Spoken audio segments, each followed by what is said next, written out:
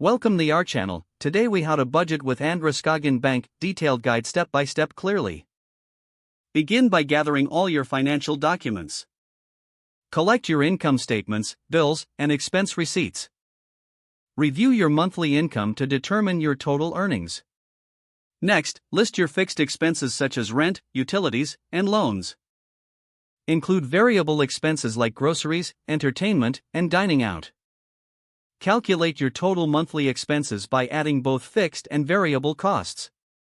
Now, compare your total income with your total expenses. Identify any surplus or deficit in your budget. If you have a surplus, consider allocating additional funds to savings or investments.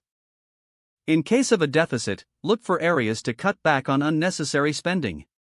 Visit Androscoggin Bank's website for budgeting tools and resources. Utilize their online budgeting calculator for a clearer picture of your finances. Create a budget plan based on the information you've gathered. Set specific financial goals, such as saving for a vacation or paying off debt. Track your spending weekly to stay within your budget. Adjust your budget as necessary. Life changes can impact your financial situation. Review your budget monthly and revise your goals as needed. Consider setting up automatic payments through Androscoggin Bank to avoid late fees. Make use of alerts to keep you informed about your account balance and spending. Stay disciplined and focused on your financial goals for long-term success.